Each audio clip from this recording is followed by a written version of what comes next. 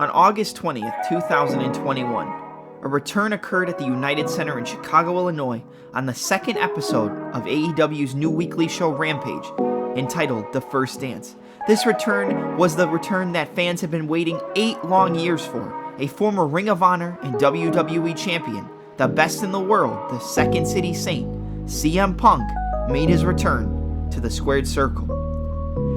This was something that the fans have been waiting for years for, and they have been fantasy booking and deciding when, not if, Punk would ever make a return. This obviously came after Punk declared that he would never return to the professional wrestling business ever again because he felt that his professional wrestling career ended when he signed his WWE contract while still being the Ring of Honor World Champion and signed the contract on the title that he did not want to give up.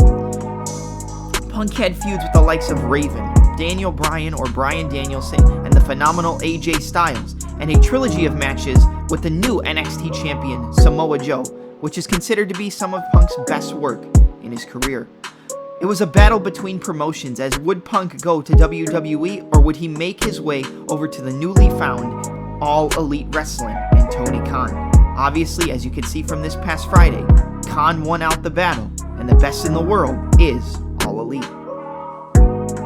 Punk had his last WWE match on January 20th, 2014, and would never be seen or heard from in the WWE ring ever again. He would work a brief stint on the WWE Backstage show on Fox, but then, after that, he would never be seen in the WWE again, and it was just a matter of when Punk would make a return to wrestling. Punk's best work was done around 2011 when he dropped his infamous pipe bomb in the lead up to the match against John Cena at Money in the Bank 2011 for the WWE title in his hometown at the Allstate Arena in Chicago, Illinois. Punk vowed that he would not re-sign with WWE and that he would leave the company with his most prized possession and walk right out the doors as the WWE champion. Fast forward to Money in the Bank 2011, and that is exactly what occurred. CM Punk pinned John Cena 1-2-3 in the middle of the ring and held the prestigious title above his head in his hometown of Chicago, Illinois. The Second City Saint and the best in the world was now the WWE champion and the kingpin and the measuring stick for everybody in the WWE. Punk would run through the crowd, sit on the barricade, and look over to the chairman and the owner of the WWE and Vincent Kennedy McMahon and blow him a kiss goodbye and say, "I'm taking your title and leaving the company, and you will never see or hear from me again." This obviously was not what actually occurred, as Punk would return a few weeks later after John Cena had won the vacated WWE Championship in a tournament final against Rey Mysterio, and would go on to SummerSlam 2011 to face CM Punk. CM Punk versus John Cena 2 for the undisputed WWE title. Punk would then go on to appear on his former best friend Colt Cabana's wrestling podcast known as The Art of Wrestling. This is one of the most infamous podcasts in the history of professional wrestling, and it really detailed CM Punk's struggles in the lead up to his departure from WWE. Punk was severely ill and injured and sick, but the WWE doctors constantly told him that everything was okay. They did not take his physical or mental health into perspective, and that is eventually what would lead up to Punk being fed up with the company and eventually making his departure, walking out in 2014. He detailed on the podcast how Vince McMahon and Triple H just did not seem to give a shit about him, his mental health, or physical health, or anything in nature to Punk being okay and happy in the company that he once loved. Once he signed over to the WWE, he felt like his professional wrestling career had ended, and it was only a matter of time before he needed to find something to fill that urge again. Fast forward to September 1st, 2018 in Chicago, Illinois, and to one of, if not the largest independent wrestling show in the history of the Indies, in All In. This was created by former and current wrestlers Cody Rhodes, Matt and Nick Jackson, the Young Bucks, and Kenny Omega, and was known to be a place where all of the best wrestlers in the world could come for one night to put on a show for the fans who wanted not entertainment, but professional wrestling. This show was a huge success and would get fans talking about when the next iteration of a company to rival WWE since WCW would be born. Looking forward, there were many kinks that had to get worked out and many hurdles that had to get jumped over. But Matt and Nick Jackson, Cody Rhodes, and Kenny Omega vowed to make sure that they had the best wrestling product for the fans on the entire planet. Not a product for entertainment, but a product for what fans truly love and what all of these men love themselves in pro wrestling.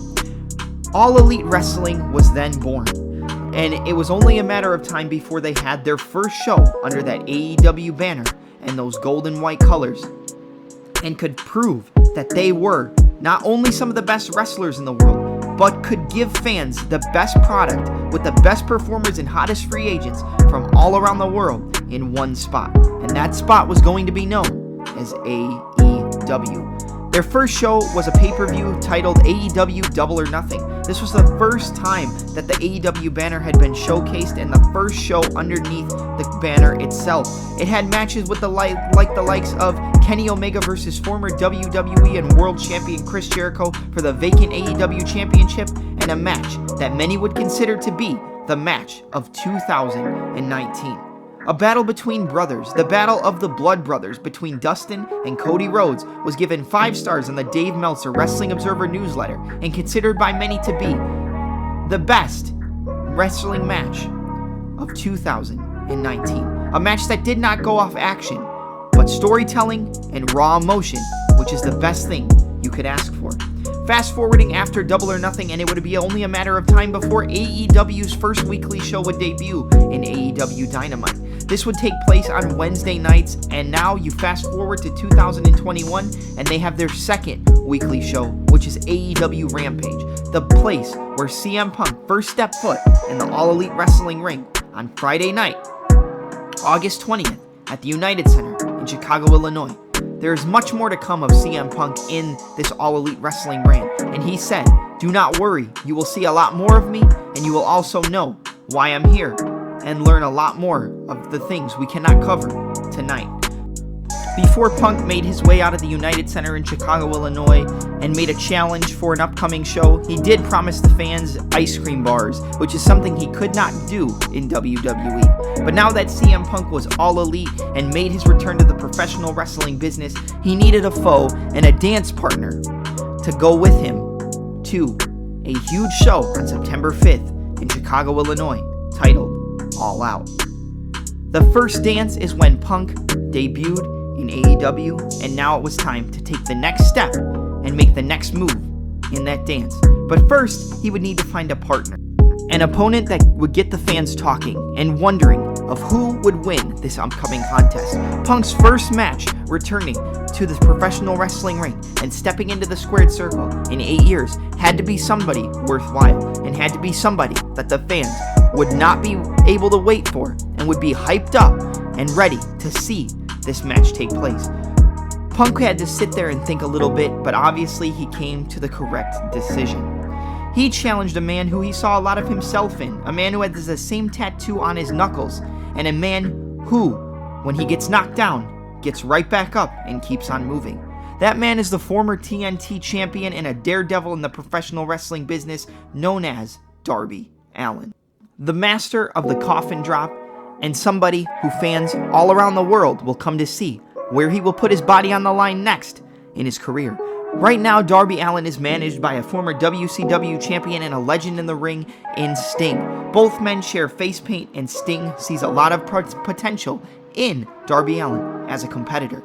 And this will be the biggest test of Darby Allin's career, coming up on September 5th at the Now Arena in Hoffman Estates, Illinois, up against CM Punk, who is considered by many to be the best in the world. It's been a while since we've seen Punk in the professional wrestling ring, and this is a great match to get Punk back into ring shape and see just where Punk is in terms of his professional wrestling ability. Has time passed him by, or is Punk still known and still can be one of the best wrestlers in the world? Punk versus Allin, Chicago, September 5th, All Out. It's a match that fans have been waiting for, and a moment fans have been waiting for, as we stated, 8 long years. Will the master of the Scorpion Death Drop and his protege, who's the master of the Coffin Drop, work their way to a victory over a former WWE champion and one of the most polarizing figures in the sport? Or will the Second City Saint, the master of the Anaconda Vice and the GTS, get a victory by hoisting Darby Allin up on his shoulders, landing that knee on the chin, and getting the 1-2-3 in his triumphant return after almost a decade to the professional wrestling business? All those questions will be answered on September 5th, but for right now, one thing is for certain. Look at your watches and put them up to your ear, because it's clobbering time.